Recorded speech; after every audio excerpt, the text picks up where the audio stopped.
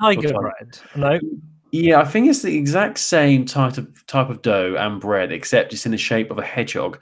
And the only reason it's different to say tiger bread or something like that is it's a bit bigger and it's got little spikes on top of it as well. So though it seems good because you're getting a massive piece of bread, like I'm talking massive elephant foot size piece of bread. But the problem is because it's got a spiky top, if you like cut it and then go for a little bite, a little nibble, it can sometimes hurt your gum. And I'm not joking. This is a real problem. I mean, that's a very upsetting story. You did cut out quite a lot during that, but I'm just going to say I don't like it when you've got hurt gums. Well, the thing is, I'm just going to assume that everyone at home can hear because, weirdly enough, whenever we cut out, the actual video is fine, but we just can't hear each other. Anyway, but the problem with hedgehog bread is when you cut it, you can't put it in a toaster because it's too thick, so you have to put it under the grill, which, I don't like turning on the grill for such mundane tasks, really.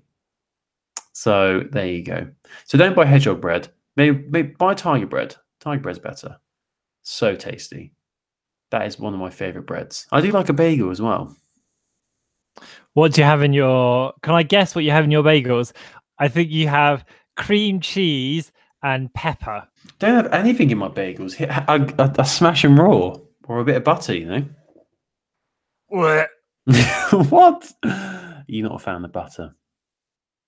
No, I don't. I mean, I like butter, but why would you just have raw, like, untoppinged bagels when you could have cream cheese, avocado, pepper, dill, all of the varieties, Nutella. Nutella and cream cheese. I've eaten a lot of Nutella over the past few days. Not proper Nutella, the little version of Nutella, which is called like Nuo Chocolata or whatever. Just as good. Because it's been pancake day, I made American-style pancakes and smothered them in chocolate. Like, none of this lemon shit, none of this sugar crap. I've actually been putting pure chocolate on and also some golden syrup, and it's been just amazing. Did you make the pancakes in the shape of Mickey Mouse's head for your Disney Instagram? No, I should have done that because you can actually buy molds where you can make Mickey-shaped pancakes. But if you can show me where to buy one, I'll be on that. Because your birthday's next month, isn't it? I'll get you one for your birthday. Oh, thank you. That'd be nice. I'm still waiting for the present from last year. Anyway, hello, welcome to Heroes of Handheld, episode 247. When we're not talking about bread and bagels and pancakes, we talk about handheld gaming, hence the name Heroes of Handheld. So I'm Colin, I'm one of your hosts, and I'm joined by the man in the big L in the capital city of this great nation. It's Christopher Pearson. When your parents told you off when you were younger, would they call you Christopher? Yeah, absolutely. Mum especially. Christopher! Come here, Christopher. I'll spank you. Yeah, Christopher's weird. I forget like the full name's Christopher because Chris is just like such a staple in our society. Well, and your full name, of course, is Colin Ingus. Yeah, that's it. Well, my parents used to just call me Ingus when they were annoyed at me. Come here, Ingus. Anyway, right. So, how the devil have you been?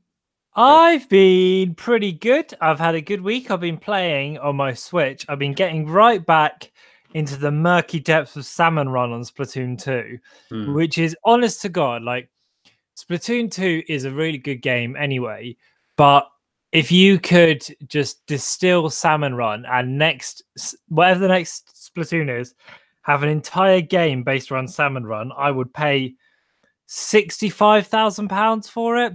It's so good and it's so addictive, and I love the variety, and I love the maps, and I love the gameplay, and I love the tactics, and I love the intensity, and it's just so satisfying. Salmon Run is the best thing on Splatoon. It's so good.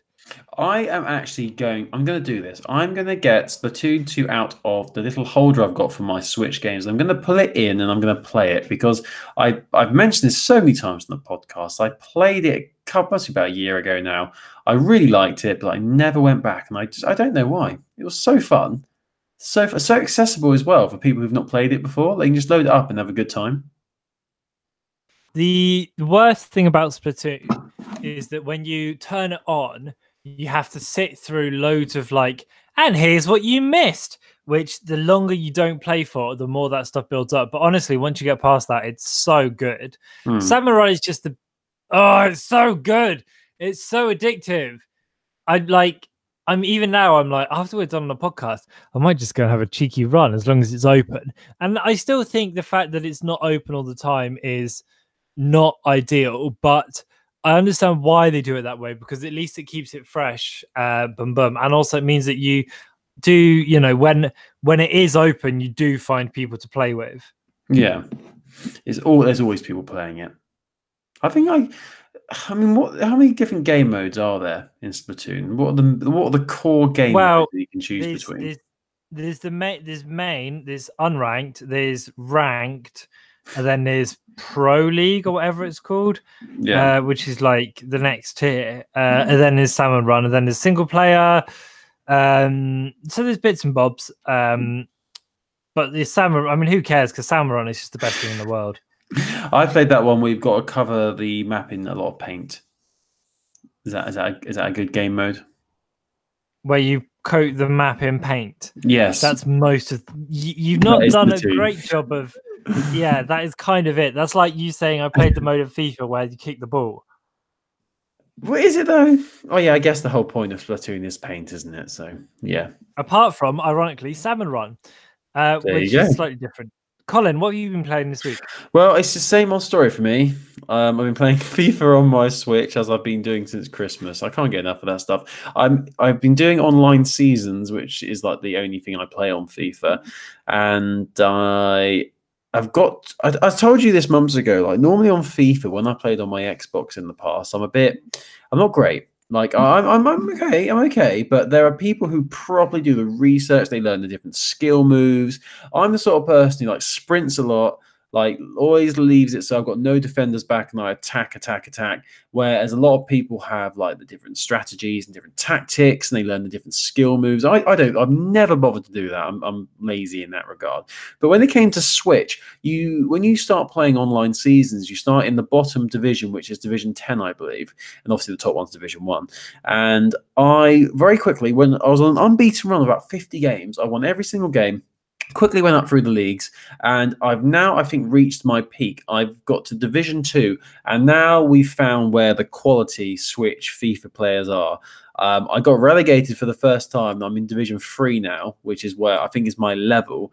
And yeah, it's very interesting, like the spike in difficulty as you go up the leagues. And it's very interesting seeing the teams that people select as well. There's a lot of Monacos, a lot of Milans, a lot of teams from France, actually. You very rarely get put against another English team, which is quite interesting. I mean, it might just be like people from the UK's preferences teams from abroad. Obviously, I'm representing my boys, Bournemouth. Always representing, which is great. And I've always liked on FIFA how it tries to replicate the team the team in real life, the players that they have selected. So it will update your file every time you log in with the most recent team, which can sometimes be good. But if you've got a lot of injuries in real life, it can be a bit annoying because your best players aren't in the team. Anyway, been playing that. Also been really getting back into Gears of War 4. Again, Gears 5 is out this year, I believe, and there's some talk about it on the internet over the past week. So really getting excited for that. And, I can have a massive break from Gears of War 4. I can go 4, 5, 6 months without playing it. But then I come back. It's just such a great game. I would even say it's one of the best online games ever. It's so well balanced. It's well balanced. The maps are amazing. The different game modes are incredible.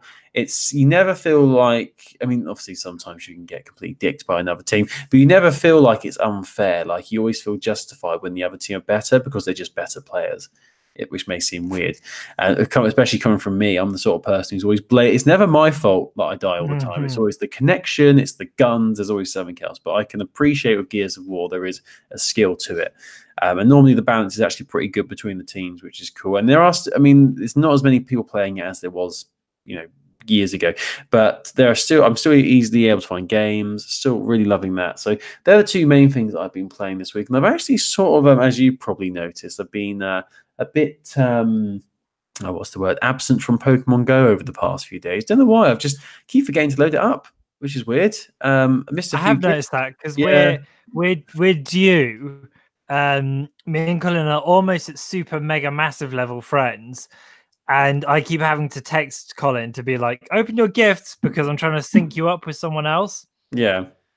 And I want to open your gifts at the same time so I don't have And to use 2 lucky eggs. we've got 2 days, haven't we? 2 days to our our anniversary.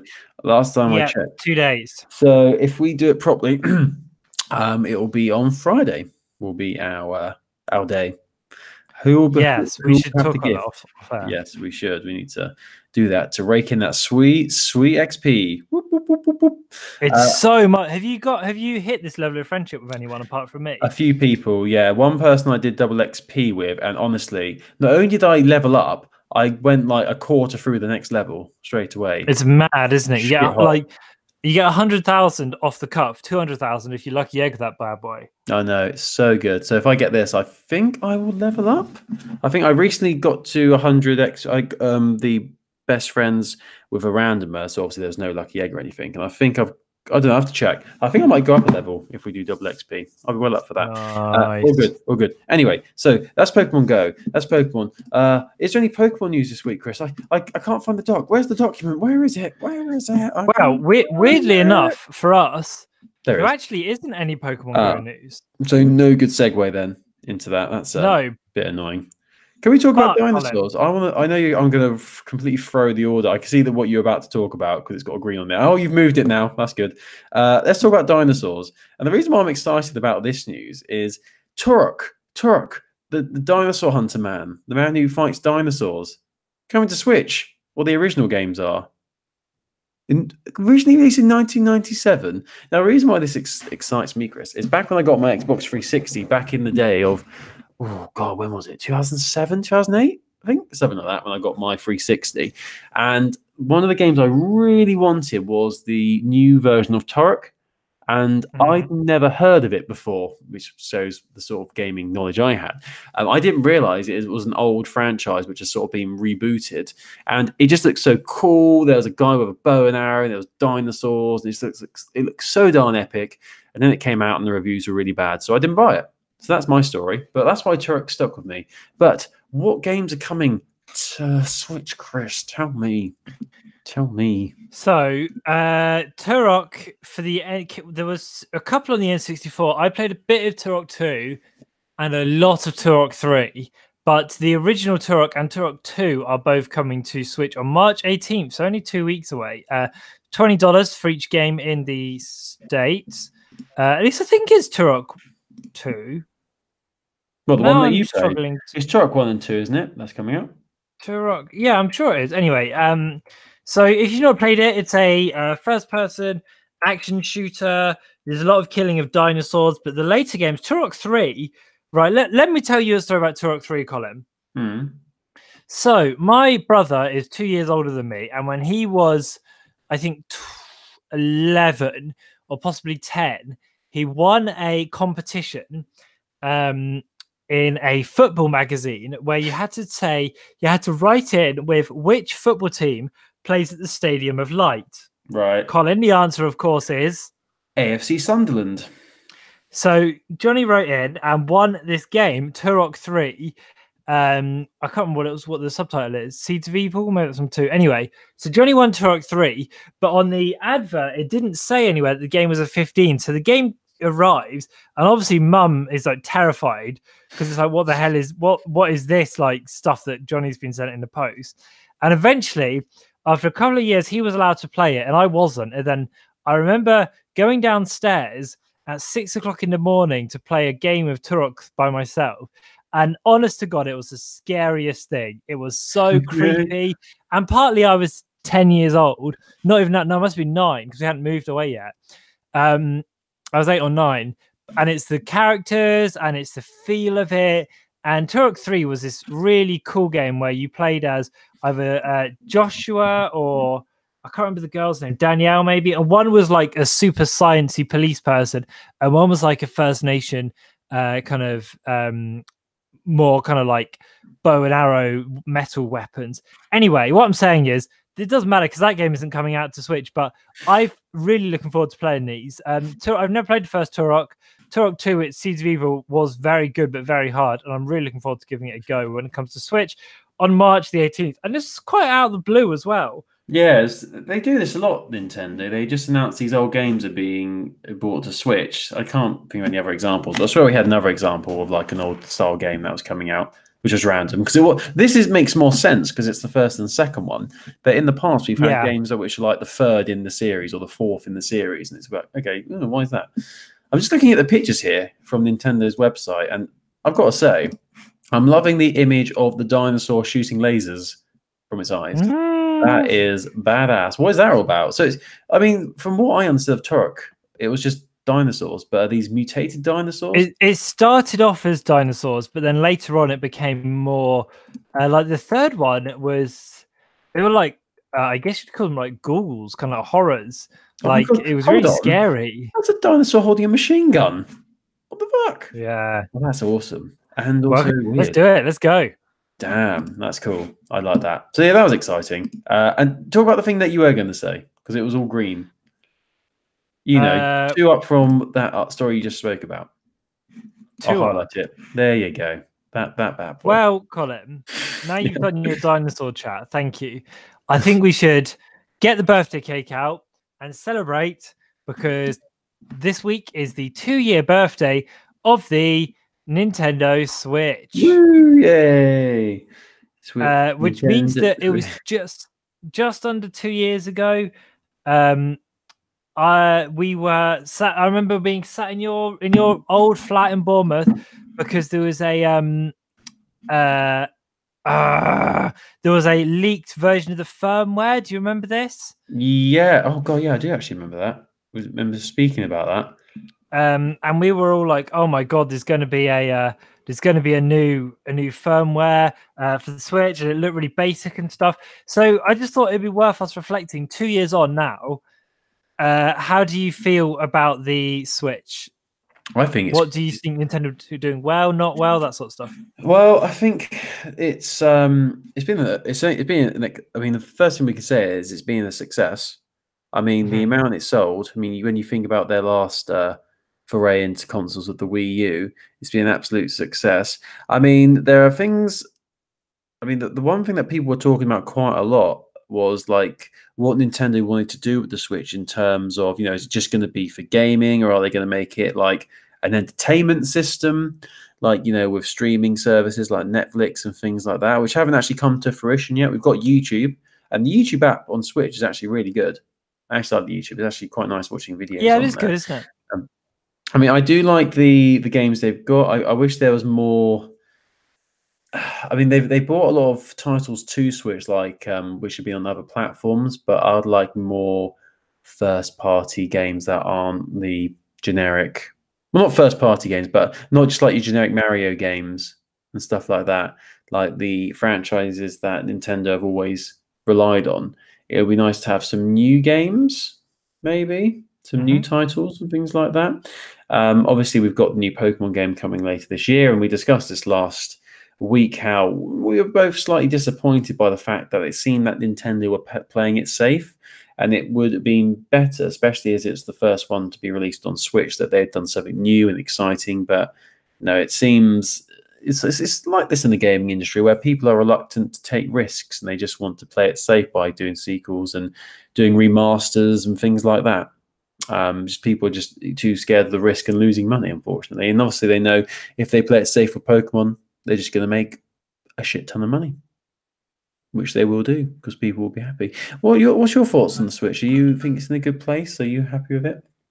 Yeah, I am for the most part. I think it's in a good place in terms of the games that are coming out are fairly regular and mostly very good, especially from Nintendo. I think there is still more to be done with regards to the actual console, with things like how the online works, things like how the friend system works, the store, which is still 2 years on an absolute mess. Like, it's so hard to navigate, and the wish list is useless. And like, I think there's quality of life things that I want to get more of a focus. But on the most part, I think it's in a good place. I'm just surprised there hasn't been more like updates with regards to how the thing actually works. Right. Do you see what I mean? Like the actual OS, the actual way the system works, and how you can't make folders, you can't zoom out, those sorts of things, which are just like small quality of life. But for the most part, I think it's in a pretty good place. Especially, and the games just keep coming. That's the thing. Like there are hit after hit after hit, and that's what at the end of the day, that is what it's in a way all about. When you compare it to something, it's like Nintendo are like Disney, and I don't know where I'm going to go with this. Yeah, that's what I'm going to do. Nintendo are like Disney in terms of the Star Wars franchise. When they revamped it and released the new films with The Force Awakens, rather than try anything risky, rather than upset anyone, they played it safe with The Force Awakens just to please the fans. And it feels that's what Nintendo is doing with the Nintendo Switch. They're not like doing anything overly different. Obviously, they got this new console, which has new capabilities. But in terms of the game releases, they're playing it safe just to keep the fans happy, because that's what they care about, keeping the fans happy. And someone else I think like as long as as long as they keep the games coming, it kind of people are willing to overlook the lack of other features. But like the classic example is, right, I was thinking about this the other day. I played Smash with someone on a through a friend who, and I didn't know this person, but like I played with them through a stream. So I know their username, and we added each other afterwards. But there's no way of arranging games with people. So if you see someone online and you're like, oh, okay, hey, let's play Smash. And I think that's just mad. Like, how is that the case? How is it if I see you online? Obviously, I can text you, but why can't I do in the game, like, oh, I'm playing Smash? I'll send Colin a message and say, hey, Colin, let's play Smash Bros. Or whatever. I think it's frustrating. It seems like they just don't have any desire to progress on that front, which is really interesting. Yeah, I mean, they're very much stuck to their guns. All the big three have their downfalls, unfortunately, in different areas like Nintendo, Sony, and Microsoft. But that seems to be Nintendo. They just don't want to it's the 21st century. We want to be able to talk to people and communicate with people and make new friends online. But they're just like, nah, we don't worry about that. It's fine. No one cares. No one wants that. Good. No, it's all good. Can I just very quickly mention this news story from Nintendo? It's a very small story. You know that Nintendo has been dabbling in mobile games, and obviously we've got the Mario Kart mobile game coming out. Was it this late this year, isn't it, for that one? That was pushed back. Yes. Summer. It's just a small story, and this has been reported that Nintendo is telling the developers who are creating their games, so obviously games that Nintendo are publishing, to ease back on the microtransactions and not be too aggressive with them. And the inside source says it's because that Nintendo don't want to seem greedy, and they don't want to be taking loads of money from their fans and their player base. It's very interesting, actually. There's a quote here saying that when they release games and create games and publish games for mobile, the main aim isn't to make a lot of revenue. The whole point of it, from their point of view, is to publicize and bring to people's attention the games that Nintendo owns. So, for Mario and Pokemon and things like that, if they were to release a mobile game, the point from Nintendo's point of view, it's not, oh, let's make loads of money on this. It's like, oh, let's get it out into the public eye. So people who might not be familiar with the sort of games that Pokemon do will get a taste of it and then potentially buy it on another platform like on Switch or something like that. I thought it was quite interesting. I guess it's a bit of a surprise. I mean, Nintendo's always been that sort of company where they seem to be all in for the fans and making sure they're having a fun time as well. So it's interesting that they've actually told developers to ease off on it, because that is the main way that these games make their money, is through microtransactions.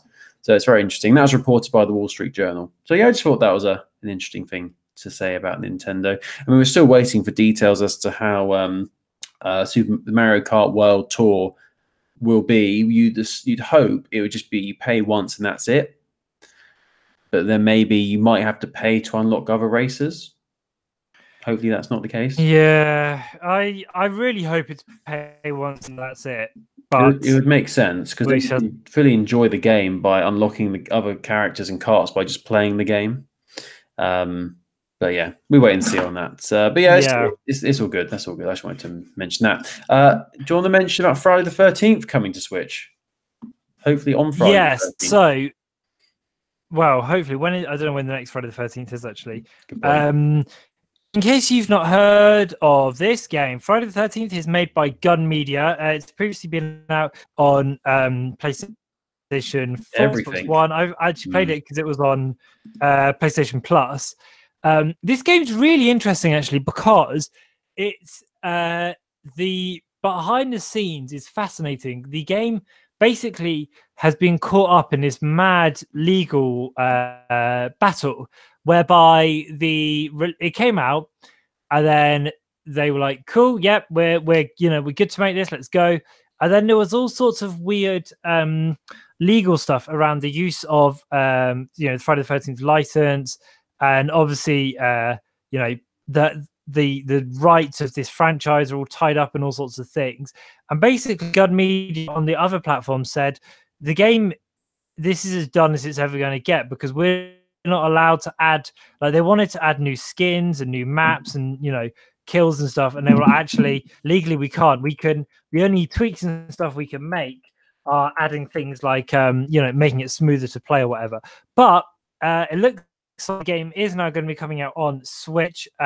So where is the release date? This spring is all they've said, spring 2019. And I've played it, and if you've not played it, basically one of you plays as the killer, and then the rest of you in the server, I think it's 7 of you play as counselors, and you have to run and hide and try and escape, or try and last to 25 minutes or whatever the game length is. You can do things to the killer, like hit him with an axe or firecrackers and stuff. And as you play as the killer, as you get more kills, you end up getting stronger and stronger and getting more powers, and it's very gory and stuff. I think it could be a really good fit for Switch, because it's not a massively graphically demanding game.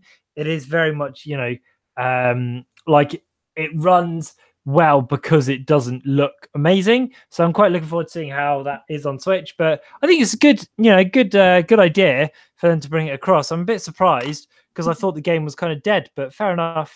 I mean, have you played it, Colin? I've not played it. I remember it came out, there's a lot about it that's full of glitches and things like that. And a lot of people said that it's only fun if you play as Freddy. If you're playing as I guess it's the teenagers or the campmates, whatever you call them, it's not actually that fun. Because I think with Freddy, he's pretty much invincible, isn't he? Obviously, you can slow him down. Yeah, he's very strong. There is ways to kill him. It's like a really elaborate thing you have to do to kill him. I remember seeing it's a bit like what you do on Call of Duty in Nazi Zombies, where there's those really long Easter egg things you have to do. So yeah, that could be frustrating. But I mean, all I remember hearing is that all the glitches that are in it, and how it's he'd like come through walls and kill people through windows and stuff like that. Yeah, but no, could be interesting. It's Handheld. playing as the people who aren't playing as the counselors is okay when you're with friends, but when you're not, it is quite like it can feel quite lonely. Yeah. But it's pretty good. Pretty good. It's pretty good. Cool. Well, that's good. Pretty good. More games. More games is always good. Colin. Yeah. Let me tell you about 2 things that are happening on Switch, and then I want us to talk about the Vita. So Mario Tennis Aces is adding new characters over the next few months, including the mayor of New Donk City herself. Pauline is coming to Mario Tennis Aces. She joins the roster. She's actually in this month. They're also adding... my video isn't loading. Come on, Chris. Dry Bones is 1. And it's not loading, and I won't tell me who the other person is. But anyway, more characters coming to Mario Tennis Aces. This is good. I want to get back into this game because I feel like I didn't give it enough time at launch. But I will play it again eventually. And Pauline is good. I like that they're branching out and making Pauline more of a character.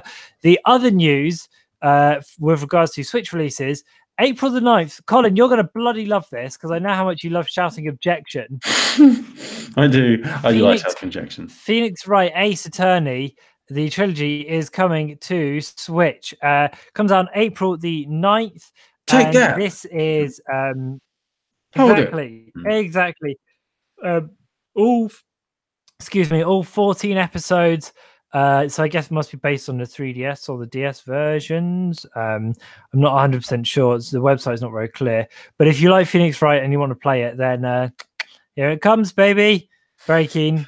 Objection. Yeah, this is good. I've played a bit of a game because they had it was like an episodic adventure, or one of the games was episodic. It was on my iPad, I think it was, and I played the first part of it. Yeah, it came to mobile, didn't it? I remember that. It seemed to fit quite well, actually. I remember enjoying it, and just as it got good, it stopped, and then I never paid for the rest of it. Funny that. Yeah, not like you. No, no. What are you trying to say? What are you trying to say? I like to support my favourite developers. Sometimes. Yeah, whenever I feel like it, which is rare. Colin. Yeah. What's going on with the Vita? Well, we're not going to spend too much time on this. We knew this was coming, but guess what? We've mentioned it a few times on this podcast. We even had an episode dedicated to it. But the PlayStation Vita is officially dead. Woo! Because Sony has officially stopped producing the PlayStation Vita. Sad. Sony signaled it had ended production on the handheld gaming console's last two models on the Vita's product page. And yeah, that's basically it. No more PlayStation Vitas are being developed. I'm surprised that they were still making them, to be honest with you. But there you go. 2011 it first launched. That's 8 years ago. 8 years. That's crazy. I still remember when I first got my Vita. So I loved my Vita. It was a good time. I spent many a happy hour playing on that device. Who can forget the highs of Frobisher Says or the lows of Golden Abyss? Golden Abyss is great. You shut your mouth. It would have been great if they didn't try and force feed you different controls, like the things that to show off what the Vita could do. I mean, we've all mentioned and we all know about the infamous putting your Vita over a light or scratching a surface. It's not good. Or walking across a rope and then having to like balance your Vita so you don't fall to your death. Good times. But the graphics were quite nice. I give them that. That was fun. But who can I just find it we haven't bought Vita games for ages, but I feel like every month there's another, like, it's like a dog and it's so close to being dead, and every month we come out on this podcast and just give it another little shot to the head, but it rolls around and it keeps on missing. And even when we release this podcast, Colin will put the title and it'll be like PlayStation Vita no more, and then people who still love their Vitas will be like, actually we're still loving it in 2019, and fair enough. Fair enough to you. So yeah, here's a tip for anyone wanting to start a podcast on gaming. Don't ever say that you hate the PlayStation Vita or you're disappointed, because you'll get absolutely heckled online. It's got quite a strong support. And I should say, rightfully so, Colin. You deserve every ounce of hate you get. There we go. I'm all about the internet hate. Subscribe to me on YouTube. Anyway, so yeah, that's it. We've mentioned this so many times. There must be so many podcast episodes that we've done which mention the death of the PlayStation Vita. But there you go. I think this is actually it now. I think this is actually the end. I can't see it coming back from this. Or it could be like a fan theory from Game of Thrones where it's going to be resurrected from the dead thanks to the White Walkers. And then there'll be like a zombie Vita. Do you want to strike an agreement right here, right now? No more Vita news ever? I don't. Well, you'd assume there wouldn't be any more news ever because of this, because they're not making them anymore. Though saying that, I bet there's still going to be like JRPGs and things coming out in Asia for Vita still that were promised on Kickstarters like 5 years ago or something. Yes, okay, let's say no more Vita news from now. On this day, March the 6th, 2019, is the end of the PlayStation Vita news. We're just a Switch podcast. We're here as a Switch. Woo! That's it now. That's it. No going back. That's it. It's the end. We're blood brothers now. We've done a blood promise. Cut my hand. I've turned my video off because the connection's slow, but I'm holding it up to the webcam. I just spat in my hand. Anyway, Oh, so yeah, no more Vita news. So I think, is that it? Is that everything we've got this week? Is that all you've got for me? I believe so, yes. Colin. Yeah. How can people get in touch? Well, if you have any thoughts on episode 247 of Heroes of Handheld, then you should get in contact with us. And you can do this in many ways. You can go to heroesofhandheld.wordpress.com and go to contact us, and you can then contact us. You can tweet us at Handheld Podcast. You can find us on Facebook. Just Google Heroes of Handheld and we'll come up. But you can also email us heroesofhandheld@gmail.com. That's heroesofhandheld@gmail.com. And if you do go to our website, actually, you can see all our previous episodes. You can listen to all the old ones going all the way back to 2012 or 13, I think, something like that. So if you want to listen to Giraffe Passes or Vita, all the top episodes from the heyday, you can do that. They're all there in sparkling MP3 format for you to enjoy and listen to. But thank you for listening this week. We are Heroes of Handheld. We podcast most Wednesdays. We try and do it every Wednesday.